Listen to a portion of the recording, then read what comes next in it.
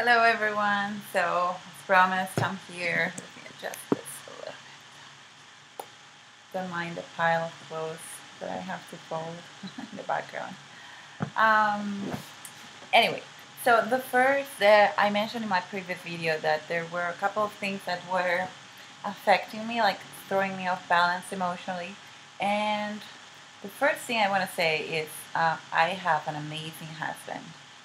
Today he gave me a day off last weekend. He just took the girls and the three of them had lots of fun, spent the whole Saturday together, and he did the same thing this week because he saw how stressed up I was and that I needed a break.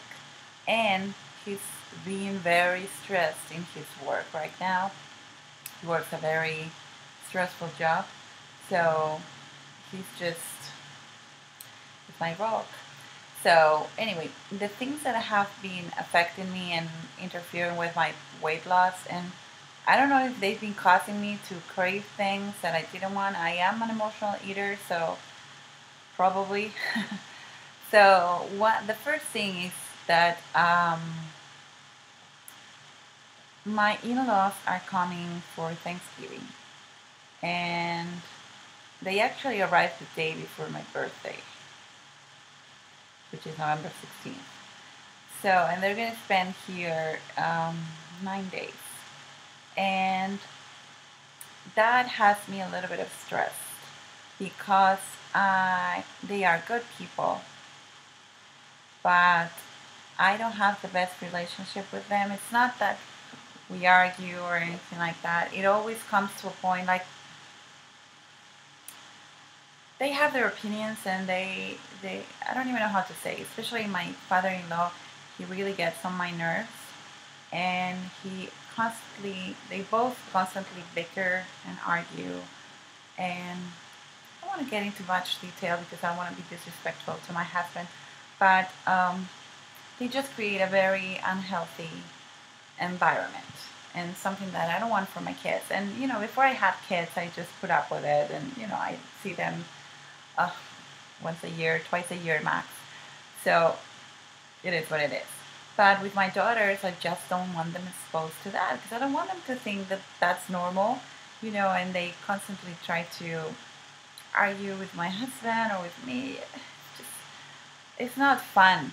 And we had a big blowout this Christmas, and I haven't talked to my father-in-law actually for months after Christmas. And just recently we started talking again, but we don't have a great relationship, and they're gonna stay at our place, which, if you guys know anything about New York City and Manhattan, the apartments are not huge, so it's gonna feel a little bit cramped um, to have them here.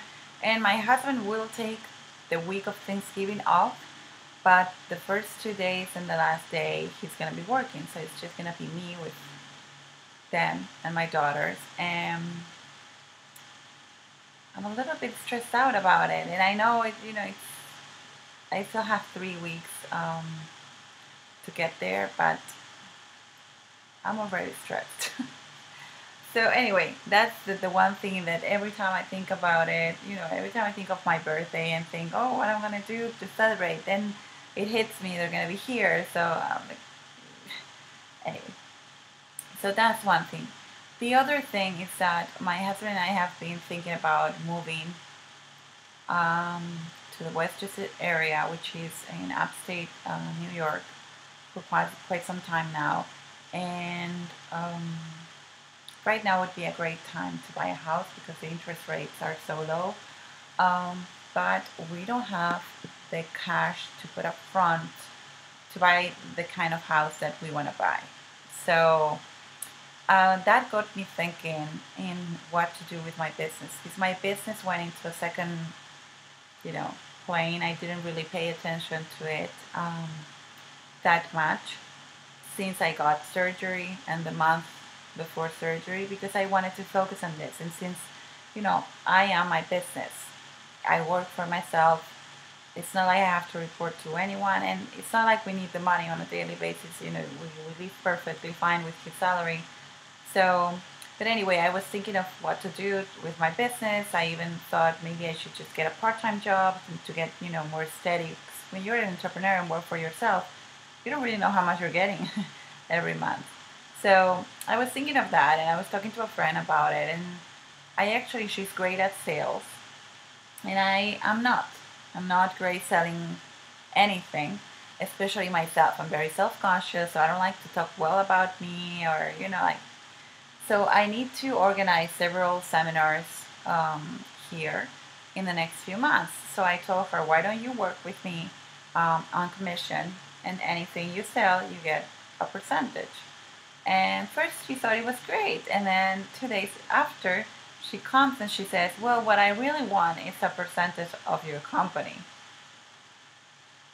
So I was flattered, but I'm not ready to do that. I mean, we've invested a lot of money, my husband and I, in my company. It's already generating income. Like, my book is selling. I have also an iPhone and iPhone application that is selling on its own. Like, I'm barely doing anything to push those two things. My brand name is already recognized in the industry. Like, there's a lot of things that I've already built. Um, and I'm not ready to take on a partnership. I mean, my partner is my husband, and that's to the extent of it. But she was very pushy, like, you're not getting so much income. If I was on board, I could sell, I could introduce you to many places, and I could sell your services, and blah, blah, blah, blah. You don't have to spend time on that, and just focus on delivering what you do, which is true. And I love that sales support, but I don't want to take on anybody's partnership. So right now, she gave me a written proposal that, obviously, I have an MBA, so I know about valuing companies. I know what it means to buy a participation in a company. Like, you have to put money to buy it. She didn't talk about any of that in her proposal, and she's oblivious to the fact that she would have to put some money if she wanted to buy part of the company. She thinks I'm just going to give it to her because of the functions that she's going to do in the future.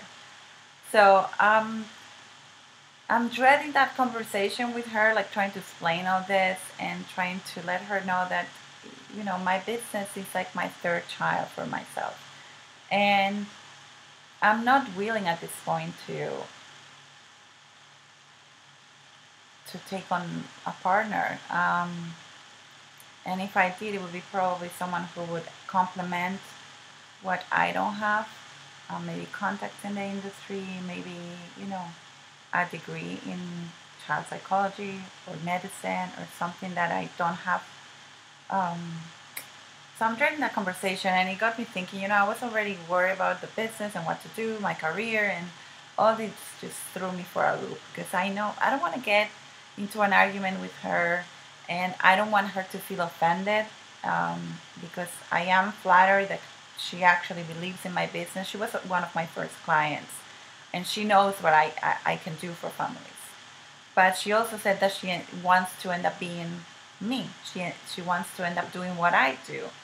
So